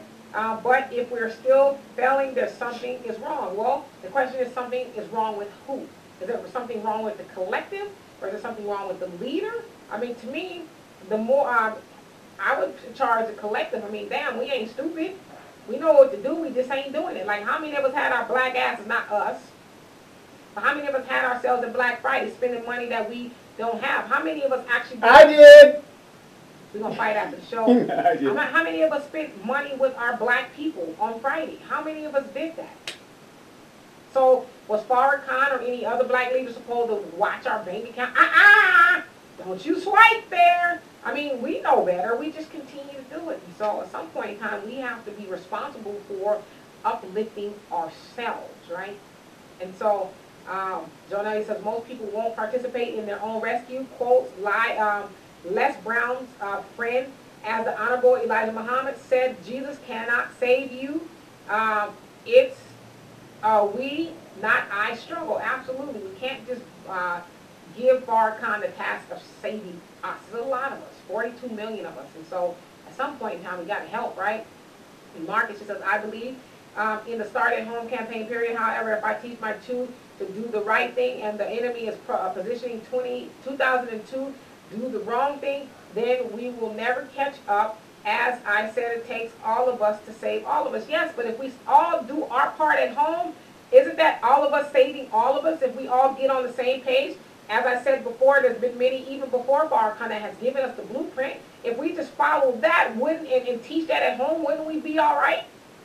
Wouldn't I not have to go outside and worry about my fellow black person killing me or doing heinous things to me? Would I not be able to walk outside and hand my black dollars to black people if we were just to follow those blueprints? I mean, it's not hard. They be Marcus Garvey, Farrakhan, Elijah Muhammad, Malcolm X, just you name it. All these people have come before us, and even if Dr. Claude Anderson, people are still here.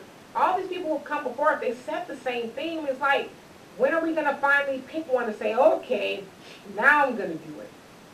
And so, Carl, you say absolutely. And so, again, I don't see any more comments. I know that we have gone over. I can honestly be here forever, but as you guys can hear, I'm losing my voice. I'm going to start sounding like Marge Simpson pretty soon.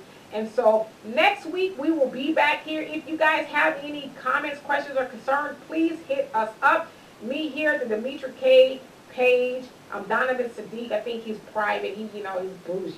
But anyway, you can hit me up. You can hit Marcus up. And we will do the research. It'll be me more than likely. Do the research and the homework and bring your topic to you, and we'll discuss it. And so please be safe out there. If you're going to spend some money this Christmas season, seek out a black person first. No excuses.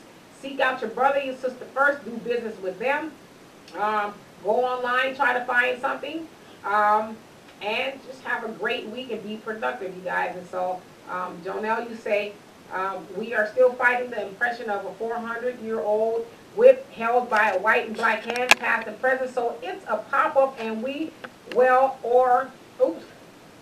or is it a long road to victory and healing? Well, that depends on us. And Ali says he played things. Stop taking advice from females who have better cookies than you. He said, hey, plaything, stop taking advice from females who have better cookies than you. You can't do what they do. But amen. Thank you for closing us out with that, Al. We will perhaps pick that topic up next week. I will see you guys later. Thank you, Donovan. Thank you, Marcus. And thank you to you guys, everybody on Facebook who made today possible. I will see you guys next week. Peace. Marcus, I'll get your last comment. I can honestly say that I believe everything I said, but I am finding it harder and harder to believe in my people. I used to promote a Back to Africa group, but now I am warming what I am trying to take. Oops. What I'm trying to, oh my gosh, take back to Africa. I believe you should go out of 40 million plus, but I believe many should stay right where they are because we refuse to change. And you sound like Marcus Garvey, brother. I will see you guys next week. Peace. Listen and understand that Terminator is out there. It can't be bargained with. It can't be reasoned with. It doesn't feel pity or remorse or fear. And it absolutely will not stop. Ever. Until you are dead.